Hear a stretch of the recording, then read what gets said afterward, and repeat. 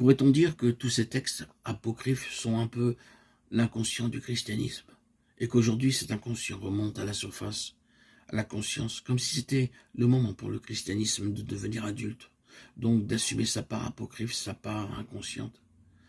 Ces découvertes sont un défi pour le christianisme. Il s'agit en effet d'un retour du refoulé, parce que ces textes qui étaient enterrés, voire rejetés ou condamnés reviennent, ressortent de terre, nous interrogent et nous dérangent. 1945, ce n'était pas très loin. Vous savez, tout le temps qu'on a mis à décrypter ces textes et comment on les garde précieusement dans certains milieux à l'abri des bibliothèques.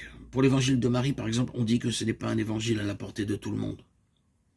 On le garde entre savants, on s'en délecte. Il est vrai que certains passages demandent de longues études, mais il y a aussi tout un message, toute une dimension oubliée, refoulée, qui revient, et qu'il s'agit d'assumer si on veut devenir adulte, et dont il ne faut pas priver les croyants si le christianisme veut devenir adulte. Ce n'est pas du tout renier sa part canonique. Les textes considérés comme canoniques ont été rassemblés tardivement, le canon de Muratori et le décret de Gélase. À l'origine, on trouve des recueils de paroles, de miracles, de faits et gestes de Jésus que les communautés mettent en scène à travers un évangile qu'ils voient attribuer à tel ou tel apôtre.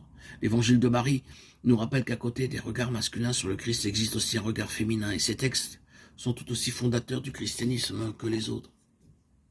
À côté des regards rabbiniques sur le Christ, comme l'évangile de Matthieu, dans lequel Jésus est vraiment présenté comme un rabbin qui s'oppose à d'autres rabbins avec beaucoup de discussions autour de l'interprétation des Écritures, il existe des évangiles peut-être plus contemplatifs, comme celui de Jean et celui de Thomas, que certains considèrent comme antérieurs à la rédaction des évangiles dits canoniques. Dans cet évangile, il n'y a presque pas de récit de miracles, de faits et gestes de Jésus, mais simplement des paroles. Paroles souvent paradoxales d'ailleurs, un peu comme l'écho en japonais, qui ont pour but de nous arrêter dans nos développements plus ou moins mentaux afin de nous ouvrir à une contemplation à travers le paradoxe. Jésus parle comme un sage oriental. Ce n'est pas étonnant si Thomas fut l'apôtre de l'Inde. Une saveur orientale respire dans cet évangile.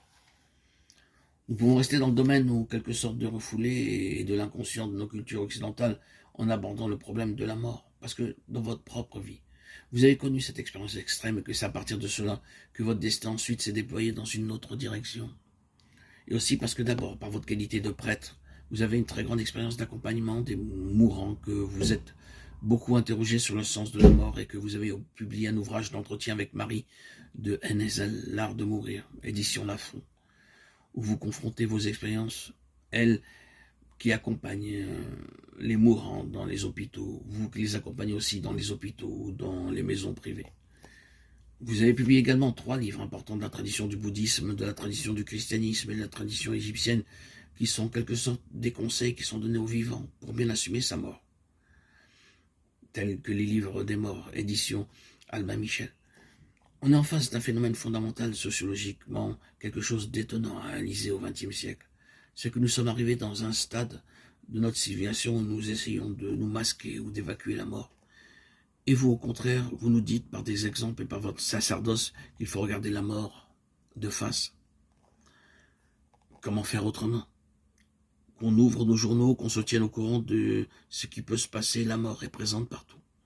Dans le milieu hospitalier, j'ai souvent été frappé par des personnes ayant une certaine image de l'être humain. Un fonctionnement qui s'arrête lorsque s'arrêtent de fonctionner les éléments qui constituent le composé humain. Cela crée à la fois un climat de ténacité pour prolonger la vie le plus longtemps possible, et en même temps de dérision. Je pense à ce qu'écrivait Freud à son ami Ferenczi, lorsqu'il a appris la mort prématurée de sa fille Sophie, encore jeune. En tant que médecin, nous vivons une blessure narcissique irréparable. Est-ce que pour cela qu'on ne voit pas beaucoup d'hommes, de grands médecins ou de grands patrons au chevet des mourants? Ce sont souvent des femmes qui sont présentes. D'un point de vue narcissique, notre pouvoir, nos compétences, notre savoir sont comme mis en échec. Il s'agit alors de faire appel à une certaine qualité d'être. Lorsqu'on est auprès d'un mourant, on est à la fois totalement impuissant et totalement présent. Il n'y a plus rien à faire, mais seulement à être là. Alors peut s'opérer ce que j'aime bien appeler une transfusion de sérénité. Cette transfusion de sérénité ne passe d'ailleurs pas toujours de l'accompagnement au mourant. Elle vient quelquefois de la personne qui meurt.